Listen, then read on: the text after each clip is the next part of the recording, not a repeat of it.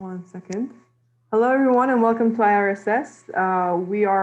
We started in a very dynamic fashion with Professor Lebow, and now for this semester we're ending with him. So he really got us started with I'm a bookend.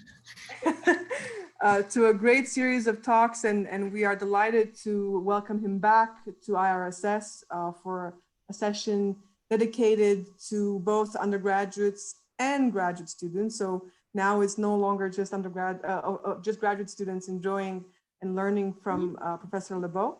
Çok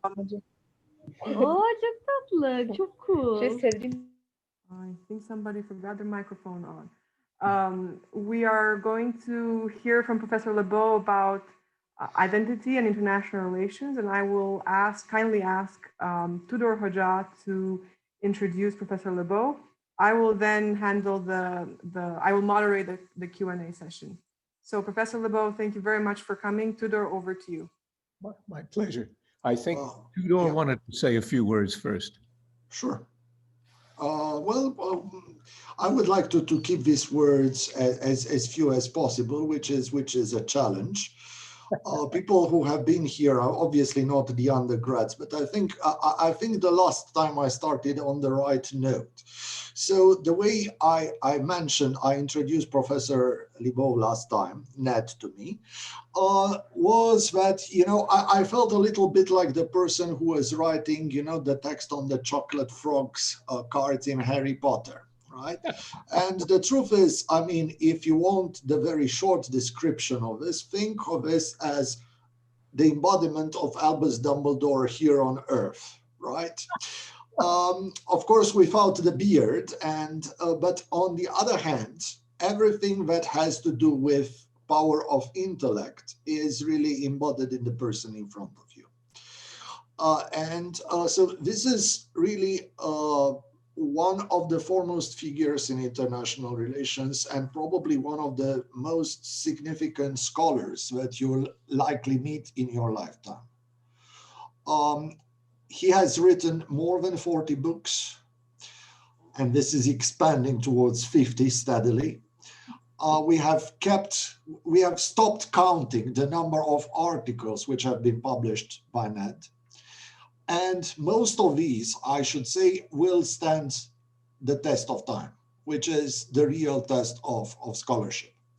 And so today I have asked him to speak about a very troublesome subject in international relations theory, the I word, which is identity, right?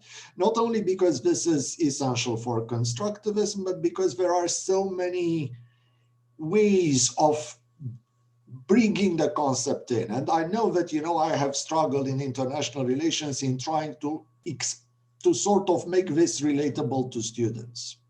But I know that my eloquence would pale compared to whatever Ned would be able to say on the subject. And I have just reread his wonderful book on the topic. And so I will let him speak right now on the subject of identity to you and then answer your questions. Ned, please. Thank you very much, Tudor and Eliza, for this exceedingly generous invitation, and Tudor for your somewhat exaggerated account of my status and ability. I'm pleased to be here and to engage you on the subject of identity. I've written 2 books on the subject. One on identity itself and why it's become such a concern in the modern era, and a second on the implications of identity for the theory and practice of international relations. I became interested in the subject in part because at the end of the Cold War, there was such a big switch toward what everybody began to describe as identity politics. So many of the international conflicts that arose or became hot again in the aftermath of the Cold War were involved with identity, with people staking out claims or groups staking out claims that were in conflict with one another. We also see the extent to which identity has become a dominant concern in domestic politics. So much so that my younger son, who is more Marxist oriented than I am, insists that this is just a distraction from the real problems of the world, and that the left, by focusing on identities, is slitting its own throat. I think to some extent he's right about that. A certain percentage of the votes for Trump and for other Republican candidates are brought about by a reaction to people on the left pursuing politics of identity. So it can be counterproductive in the political sense, even if in some ways it may be satisfying to the individuals involved. I've also been interested in the subject due to my own crazy background, born in Europe, raised in the United States, a citizen of Germany, born in France, teaching in England, living as much of the year as I can in Italy, married to a Czech New Zealander American. She has 3 passports and votes in 4 countries. So just on the basis of national and ethnic identities, we're a pretty spread out group. I taught a seminar for the first time on the subject some 12, 14 years ago, and asked the students on the first day, and I've done this subsequently as well, I asked them if they were unique individuals. They looked at me as if I was crazy. Of course we're unique. Everybody's unique. I said, fine. Take out a piece of paper. Don't put your name on it, but write down 2, 3, 4 reasons why you're unique, and just pass the papers up. They did. They were, this being Dartmouth, where there's a limit on 18 students in the seminar, there were 16. And I started reading out what was on the papers. By the time we got to the 4th, let alone the 5th, everybody got the point. All of my students were unique for basically the same reasons. And I said, this isn't going to work. If you're all unique for the same reasons, you're not really unique. So one of my students, and they're a bright lot, like yours, no doubt, quickly responded, well, we're unique because of our life experiences. Everybody's had a different life experience. And I said, yes, but how does that affect you? How do you know about it? And he said, my memory, of course. And I replied, now you've fallen into the second trap. I said, readings for next week are on memory. You're going to learn how much of your memory is socially constructed. There's only a passing resemblance to what you did, who you were, and what you thought at the time. It has been either unconsciously or consciously edited and remade to suit your social and psychological needs over the course of your life. They felt quite frustrated by this. 2 of them actually dropped the course. And I went on to make the argument, which I do in my book on the politics and ethics of identity, that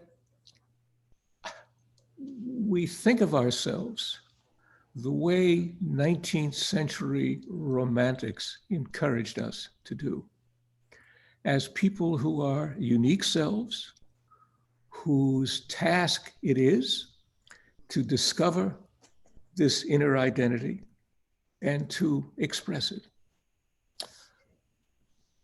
I contend, drawing on lots of psychological research, that there is no there.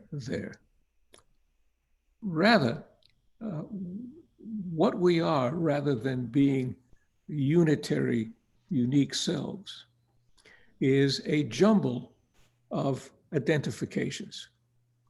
These identifications are associated with our affiliations, our roles, our bodies, and our histories. So, just in my case, I'm a husband, I'm a father, I'm a professor, and I feel close to my academic colleagues, and particularly those like Tudor, who both are friends and who work in the same field. I have a range of affiliations that define in part who I am. I also play, as you all do, a set of roles. And then there's relationship to our body. If you think about the thought experiment of putting yourself into the body of the other gender, how hard it is to imagine what that would really be like. And it suggests to you, just in the short term, how much we are an expression of our bodies. And when we're not feeling well, we say things like, I don't feel like myself today. And as we age, as I'm going to turn 80 in the near future, as we do this, we have to come to terms with the growing disparity between our mental image of ourselves and what we see when we look in the mirror. And we have biographies that are both personal, but also they're the biographies of collectivities with whom we identify. Religions, ethnic groups, nationalities, sports teams. And this is a jumble of identifications. They rise and fall in importance over time or in response to the context or priming. If somebody comes up in the US wearing a Make America Great Again hat and asks you who you are, I'm going to respond, I'm a left-wing Democrat, because I've been primed to think of myself as a political being. If he wears a Yankee cap, on the other hand, I'm going to say that I'm a member of the Red Sox nation. Well, this is something we all do. So we have this jumble of identifications, which, as I said, rise and fall in importance, change over time, and some are consistent and supportive of one another, but others are in conflict. So to look to them for guidance in any kind of way is a rather crazy thing to do, because depending on the identification, it may give you a very different set of political or ethical or social rules. But it may not really be any more important in practice than the other identification that for the moment is in the background that might suggest a very different way of behaving. So there's an aporia here if we look into ourselves, because beyond these identifications, there's little there. Now, one of the great thinkers on the subject, George Herbert Mead, wrote a book in 1932 in which he distinguished between the me and the I. And the me are all the definitions of you imposed from the outside by the society, by your family, by your peer group. The I is the attempt that you make or may make to redefine or self-define yourself. He argued that the me's were far and away the dominant form of identification, that society told you who you were, that people struggled to escape from these boxes and define themselves. And they required a degree of resources and education and freedom to be able to do so, which of course not everybody has. This reflects a change that's occurred in the world in the 19th and 20th century. when the Romantic project began, it wasn't unreasonable in the late 18th century, especially in the heat of the Enlightenment, to emphasize the power and the freedom of the individual. By the end of the 19th century, optimism in individual autonomy had all but disappeared. Society was understood to be large and powerful and controlling. Industrialization had occurred, destroyed communities, reduced individuals, made them more powerless. The emphasis swung from one extreme to the other, from the individual to the society. It's one of the reasons that sociology emerged as a discipline. And if you look at its furthest extension today with postmodernists, they see society as not only controlling, but totalizing, and argue that the only way we can ever become ourselves is by rebelling against it, often in violent ways, or at least extracting ourselves from it. So this is the problem of identity at the individual level. And I now want to look at it more broadly in a political level. And if I take 6 or 7 more minutes, would that be all right, do you think? Yes. So Immanuel Kant and Wilhelm Friedrich Hegel were really the first to theorize the problem of identity in the modern world. Both were really astute in recognizing that concerns about identity were one of the defining features of modernity. And in fact, you could describe modernity as a recognition that somehow this current age was different from what had preceded it. And modernity itself was looking for an identity. Hegel argued, and I think he was right, that 2 things had happened, and I'm going to argue that actually 3 things have happened, but we'll start with Hegel. That interiority had dramatically increased in the modern era, and Kant was among the first to recognize this. What do we mean by interiority? Kant and Hegel thought of it in the sense of being able to step back from yourself, to take your mind outside of your body and look at yourself from the outside as an actor. And it also meant that when you did that, you could reflect upon your behavior, your position in society, the roles you played. And if you felt that they were dissatisfying or in conflict in some ways that you couldn't straighten out, alienation arose. And alienation, Hegel understood, was another dominant feature of modernity, and that alienation could not be understood independently of interiority. Now, the principal reason for Hegel why people were alienated was that they played multiple roles.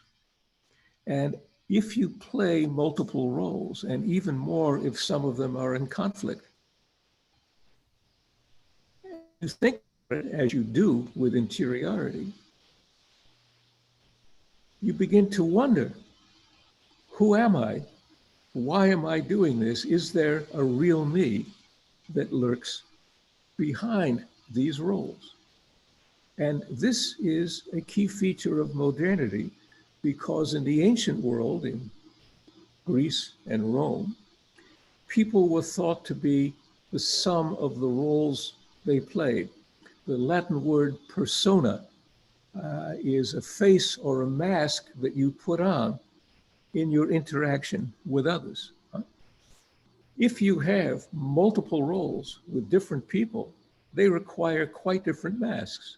So you can go from being a jester to a devil, or even wear a Donald Trump mask with bright yellow hair, depending on the role that you perform. And In the ancient world, that was not a problem because interiority was less developed. But in the modern world, it becomes a source of a major problem and alienation. And I argue that, and this is my add-on now, that 4 kinds of identity projects developed to relieve this tension and address the problem. 2 of them are anti-modern, and 2 of them are modern. The anti-modern strategies, one attempts to do away with interiority as far as possible, to simply remove the problem by removing interiority.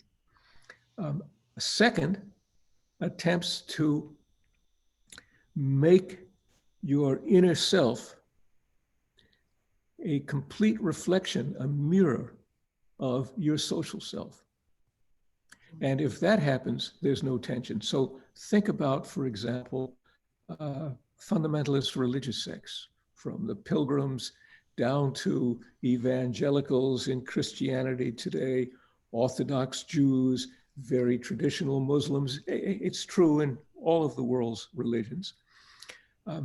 These groups tend to have people dress alike in common uniforms. They try to deprive them as much as possible of private time. To the extent to which they have free time, they want them to read religious texts. They regulate relations with other people, particularly across genders, where sex might come into the picture. They act in ways to both reduce the possibility of interiority, but to control it to the extent it develops, to make it a reflection of the social reality they're trying not only to impose, but to enforce.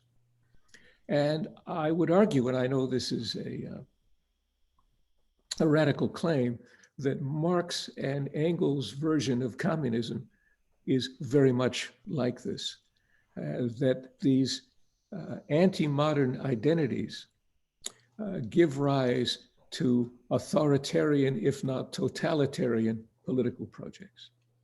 The 2 modern attempts to address the problem are quite different from one another. The first is the Anglo-American liberal model. It starts from the recognition that society is or can play a very beneficial role for people. It offers role models, a whole range of role models. And we can develop our own selves by observing and then mimicking the behavior and values of others. And we can make unique independent selves by mixing and matching different aspects of different role models of people we admire. And the more we do this, the more we in turn offer diversity of role models to others. And not surprisingly, this developed in countries, Britain and the US, that had very strong societies and very weak states. By contrast, and it's associated with such thinkers as Benjamin Franklin, David Hume, John Stuart Mill, Boswell. All of these people pioneered this understanding of identity. And Franklin was one of the first to write in the form of an autobiography. He and Rousseau made it a genre in the modern world. On the continent, in France and Germany, where we had weak societies and strong states, society was perceived in an entirely negative way. And Rousseau is the principal theorist here, telling people that to become themselves, they have to escape from society and they have to commune with nature. And by doing so, they can make themselves into the individuals that they are inherently inside. The German Romantics, whom I mentioned at the beginning of my talk, took this a step further, and so do postmodernists. And this project is associated with anarchism in a way. So the various political forms that we find in the modern world are, I would argue, at their core, associated with different identity projects, and that all of this goes back to trying to overcome the acute alienation and anxiety that arises when interiority allows us to observe and assess ourselves.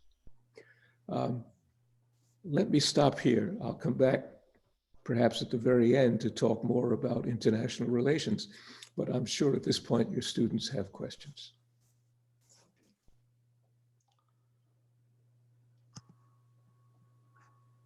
So I think we're just gonna go, Tudor, if you don't mind, I'm gonna name the students who raised their hands.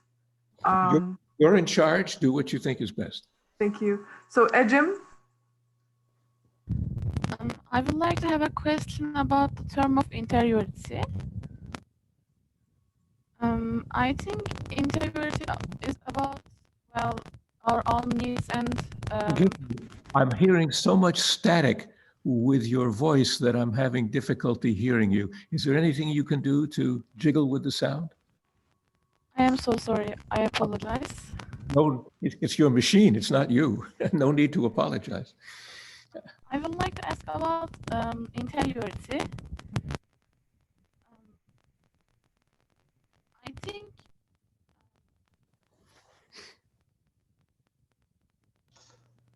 We might have lost her.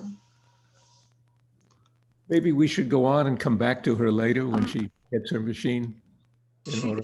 She's writing right now, so it may be that we are going to have to read out the question after all. That would be. Okay, so I'm gonna let Ejim write it for us. Professor Lebow, can you see it in the chat function? No, I don't. So maybe if you read it out to me, where would I find the chat function? That would be at the bottom of the screen. Oh, I see it. I see it. Let me click on it. Excuse me. Yes. Okay. All right. So I'd like to ask about interiority. If people have similar interests, would it still lead to alienation? So the question here is not interest. It's that we play different roles. And sometimes these roles have us perform in ways that we don't necessarily like doing. So I'm a professor, and sometimes I have to give bad grades to students, or worse. This is not something I particularly enjoy doing.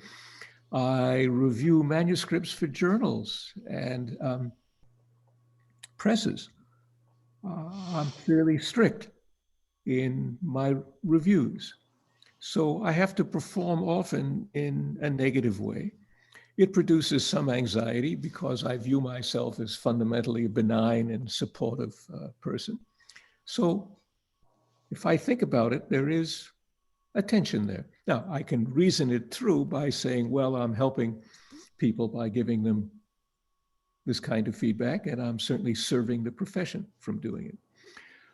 This is only a mild example. One can think of a whole range of roles you perform that you think don't necessarily reflect yourself, but is behavior that's required in roles and social situations. And as I said earlier, if you perform, as we all do, multiple roles, then you're pulled in different directions depending upon the role that you're performing. So this produces a certain, if not necessarily alienation in every instance, a certain questioning of who am I? Is there a real me here, or am I just being pulled in this direction and that direction by circumstances? Thank you so much. Ali? Can you hear me? Yes, I can. Okay, great. I have a question on the construction of identities, both by the society and the individual. But I want to think states as the individuals for my question. Um, so, and the construction of identity comes from domestic identity of the society and its internalization of global norms. So these, let me think global norms as the society and domestic norms and rules and constitution as the individual's construction of his identity. So I want to pose my question in these terms. So the question is that yes, we can say that one solution one solution to alienation can be strengthening individual's role, or it can be strengthening the power of society. But the thing is that in international relations, society is constituted by these sovereign states who gain their legitimacy totally from, or at least largely from, the domestic part of its identity, its domestic norms, rules, constitutions, and so on. So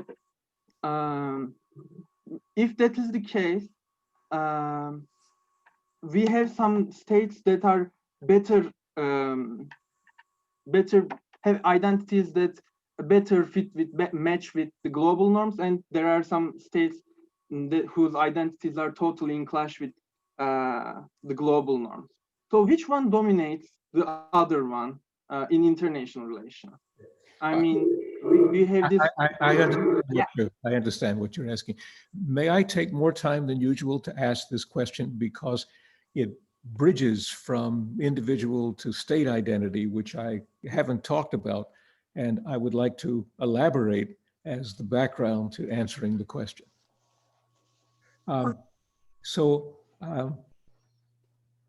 At least in the United States, many people have magnets that they put on refrigerators. If you look at my refrigerator, I have a University of Chicago little magnet on it, and I have a magnet from a marathon group that I run in, and other people put magnets on. The refrigerator has no say in the matter. Huh? It just receives what magnets it gets. In other words, it has a purely social identity. The refrigerator doesn't have an I, a self that's struggling to define itself as a refrigerator. Refrigerators are like states. States are, in fact, passive. It's people who live in them, who work in them, who run them, who attempt to impose identities on the states. And much of what domestic politics is about is imposing identities on states and citizens. Sometimes this is a top-down procedure. You can see it most dramatically in a place like North Korea. In most places, there's also a very heavy, if not dominant, bottom-up attempt to do this. In both instances, people are imposing or trying to impose identities that are consistent with their political goals and psychological needs. In democracies, there are many groups and people trying to do this, so there's always a contestation over what a country is. Again, let me just come back to the recent American presidential election, since it's so hard to get away from it, even though Trump has finally recognized that he's not the victor. There are strongly competing understandings of identity in this election. Trump is appealing largely to white, uneducated Christian males. He's arguing that they're the real America, that immigrants, women, minorities, let alone African Americans, are all second-class citizens. Here at the because they've been let in, but they're not the real America. And they should accept not only what the real America is, but the leadership of those who come from it. The Democrats, more Hillary Clinton than Biden, but the Democrats as a whole have a very different vision of America. America as a melting pot, America as a welcoming country, America as a country made with immigrants consistently, and one that's committed to tolerance and a very different set of values than advocated by Trump and his supporters. So identity politics is being played at both ends. Each is advancing an understanding of what the country is and vilifying the others who have different understandings of what it is. And behind this all are not only values, but interests as well. So identity is central to national policy, because depending on who wins, they will then act in ways to reward or retain the support of their base. So Trump's foreign policy was very different from Obama's foreign policy, and very much in conflict with, and this relates to your question now, to international norms. Norms, in fact, that the United States had a very strong role in establishing and then maintaining. When Biden comes back into office, he's already made it clear that he's rejoining environmental organizations, going back to not exactly an Obama foreign policy, but something very close to it. So if we go from country to country, we see that there's always a tension between what it may make sense to do domestically to stay in power or to increase your power, and what it takes to win influence abroad by adhering to particular norms. There's another possibility that it's by violating these norms you may gain influence, depending on who you are and what circle you're appealing to. So there's always this interaction between domestic constraints and opportunities and international ones. Identity is merely one aspect of it. It's true with material interests as well. Thank you so much. I had the chair of our department, Professor Özdamar. I think you raised your hand, but I'm not sure if I got the order right, but did you want to add something or ask a question? I think Burhan was before me. Okay, I apologize, Burhan. Burhan, go ahead. Thank you very much, Professor Lebow, and thank you very much, Özgür Hocam, for giving me the position. Professor Lebow, I mean, you have already bridged to the second part of your presentation, your information, but I would still like to ask you something about the initial part, the philosophical introduction that you have given us. I would like to ask maybe a bit of extension of the identity, but 21st century dynamics, we have now this dynamic of social media, which is creating self-reflective, constructed identity record. So it is like a constant reflection of the individual in an environment that they can show it to an increased community, and as well look back and see themselves with that constructed imaginary personality that they have there. How would that reflect into identity, especially with regards to 21st century and the generations like millennials and Generation Z, if you consider the generation arguments as something valid? Thank you. That's a very good question. Really has two parts to it. The first pertains to the consequences of the internet and social media on identity construction and their implications in turn for politics. I don't claim to be an expert on this aspect of the problem. As you know, undoubtedly, so much has been written on the subject. And people seem divided in their opinion, or rather, they seem to recognize that the internet and social media have enormous potential for positive things, building, strengthening identities, making people happy, providing more information, and even greater integration of communities, because they bring people together in ways you couldn't possibly do so before. I'm sure, like you, use Zoom or some other platform to stay in touch with family, and mine is scattered around the world in actually 9 different time zones. So it's all the more important and more satisfying to have a vehicle like Zoom where I can communicate with them. It's very hard to know what's going to happen in the longer term. You can tell different narratives. The narrative that is most frequently told and has much truth to it is that people are paying attention only to sources of information or interactions with others that reinforce their existing beliefs and identities. Their own identities are becoming strengthened at the expense of communal ones.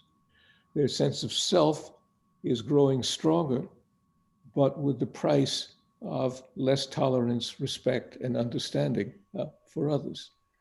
That's clearly the downside.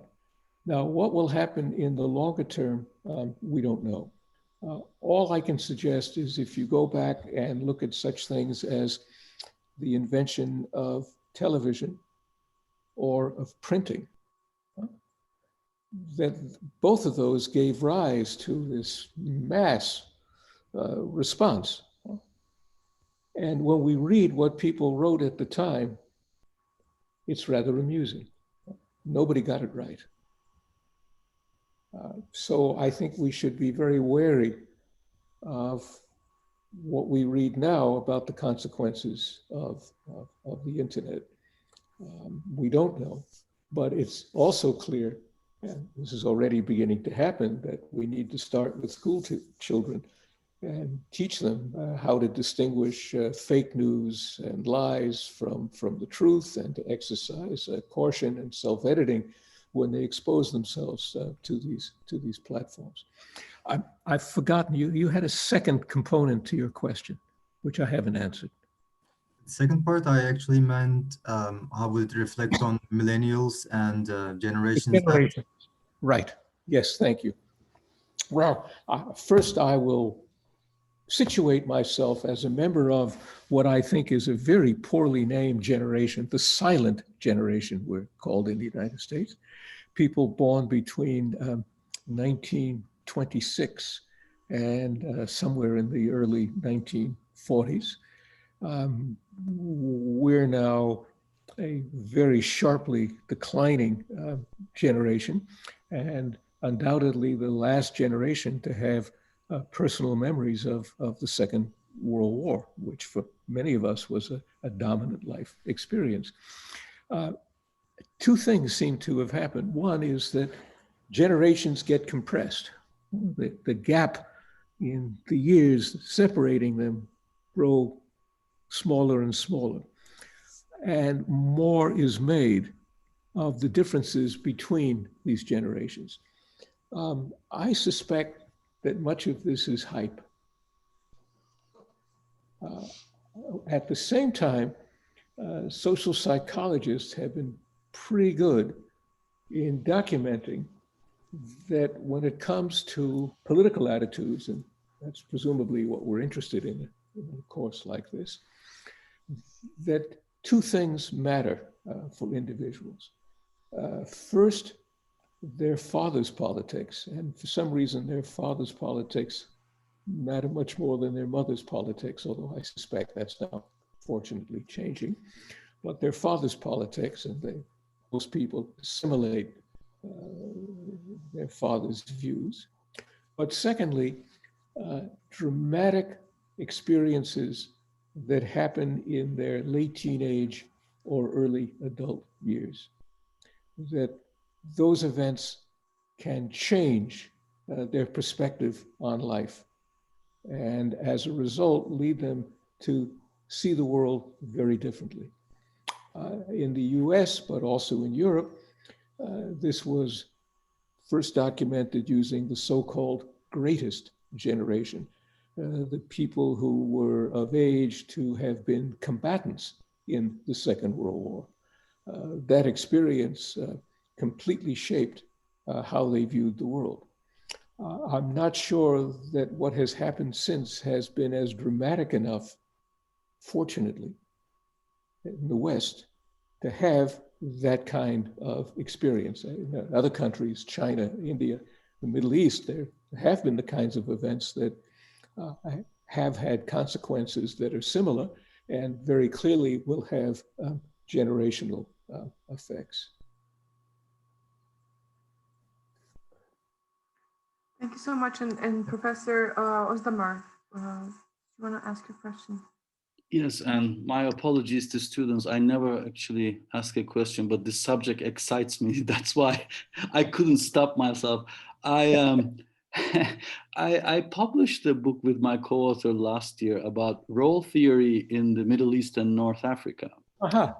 And we deal with very similar problems from the perspective of role theory, how country-specific roles have changed since the Arab uprisings. And the very explicit assumption we have in the book is that country roles, and a lot of them are based on identity in the Middle East, in this region of the world, has been formed by the subjective experience of actors who speak in the name of the government. I was just wondering whether you deal with this problem, like how these roles based on identities, or let's just say how identities are formed. Do you also take an actor-based approach to this problem, or do you more treat them as given to the state by history or sociological factors? You don't. I like you, I argue that identity construction is a political process, always ongoing, always contested. And to argue that a state has an identity as opposed to multiple conflicting identities is a mistake, just as it is to argue that leaders feel constrained by the so-called identities of their states. They more often are likely to rhetorically mobilize those identities to serve ends for which they're pursuing for other means. Exactly. Thank you. So we actually have only about 10 minutes or so left and a lot of questions. So would you... Maybe you ask a few and I'll see if I can answer them collectively. Okay. Kamal was next, I believe, and he wanted to know, he wanted to ask about identity. Sorry, my computer had an identity of its own and was trying to escape.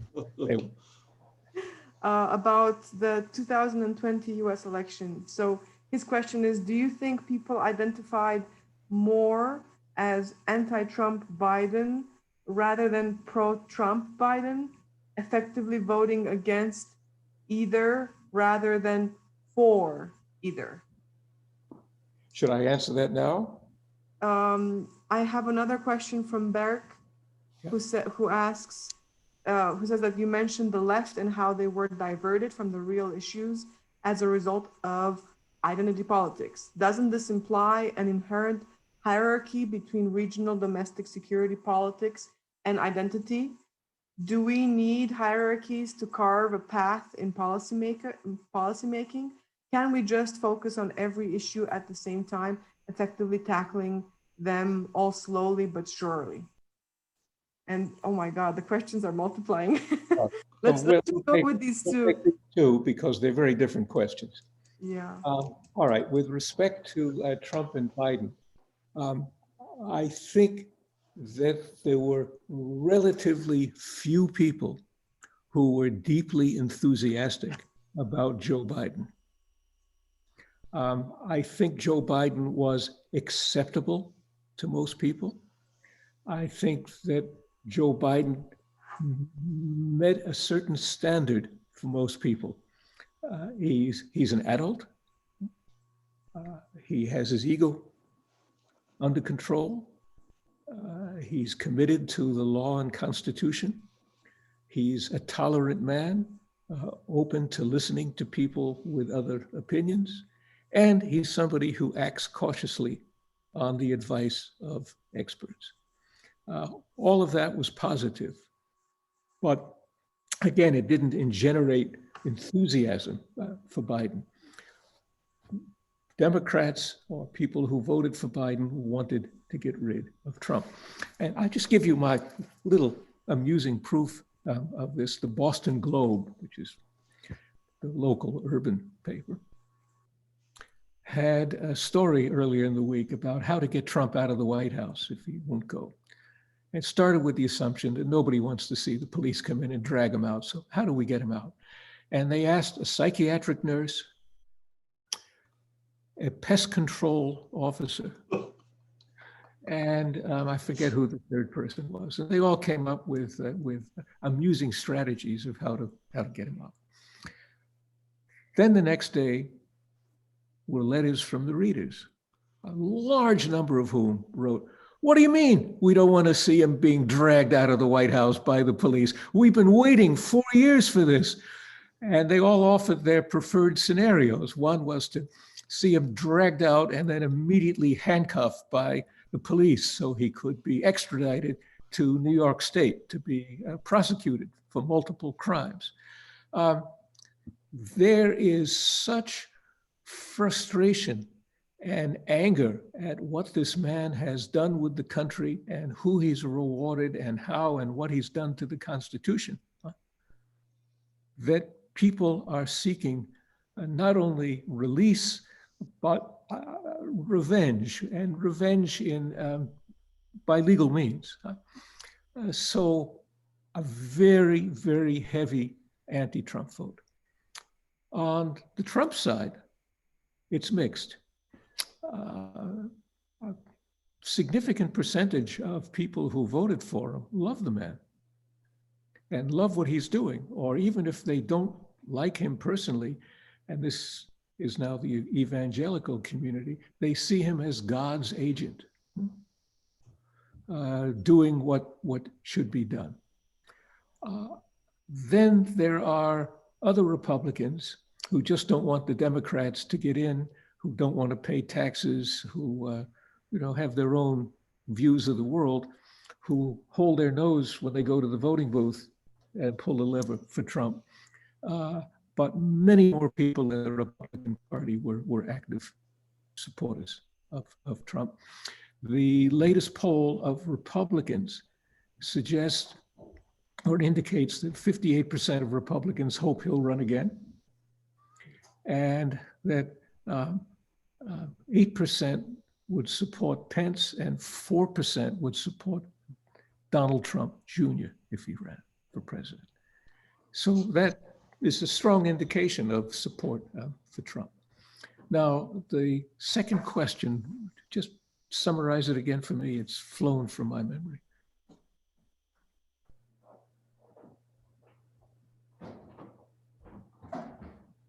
I'm not hearing anything. Is there a sound issue? Lisa muted. Myself, yeah, sorry. It was muted. What was the second question again? The second question was about the inherent hierarchy between. Oh, I got it. Thank you. Hierarchy is the magic word. So with very small, what used to be called primitive societies or communes like Israeli kibbutzim, these societies actually embrace the principles of equality. Almost every other society in the world, and any large society, is hierarchical. And this creates a problem because hierarchy rests on the principle of fairness, an ancient principle of justice that's found on a worldwide basis that argues those who give the most to the society should receive the most in the way of rewards. It is the traditional principle of justice invoked by aristocracy to justify its privileges, political and otherwise. Equality, the dominant feature of the modern world, and people as far back as indifferent and conservative as Metternich and Tocqueville recognize this. Equality argues that people should receive equally what there is to go around. And of course, there's a modern definition of equality, the neoliberal one, which tries to justify hierarchy by saying as long as everybody has an equal opportunity to compete, what results is fair. So if you look at the international system, it traditionally was based on the principle of fairness, recognized at the Congress of Vienna when great powers were given a special status by treaty. They had more privileges than other states because they also were to assume the responsibility of maintaining the international, or in those days, the regional order. The United Nations tries to combine both. The Security Council is another example of the principle of fairness. Great powers, permanent seats, special privileges, responsibility for maintaining order. The General Assembly, everybody has one vote regardless of size, population, wealth, or any other criterion. It's an attempt to balance equality with fairness. So there are really two responses in general to this problem. One is to try to square the two the way neoliberalism attempts, falsely, I think, or the way Karl Marx would have attempted, from each according to his abilities, to each according to his needs. Another attempt to combine these two principles. But in fact, either of these strategies is a delusion. And one has to recognize that in domestic societies and in international societies, there's always going to be a degree of hierarchy based on some conception of fairness and equality. And moreover, that the fairness may not really be fair, either in its choice of value or how the rewards are being distributed. And the same with equality. So we have two issues. One is how we balance equality against fairness. And secondly, how do we practice them in an equitable or fair way? And that problem, I don't have a solution to, but identifying where we're not doing it is, of course, a first step toward addressing it. Thank you very much, Professor Lebow. We have, I think, 13 questions left.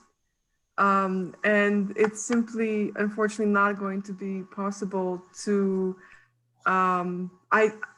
we know it's Thanksgiving and we think you're doing us a huge favor to do this on Thanksgiving. So thank you. I'll tell you what, another time I'll answer more questions. Sounds wonderful. And in the meantime, I would ask the students who are interested to take a look at the book, right?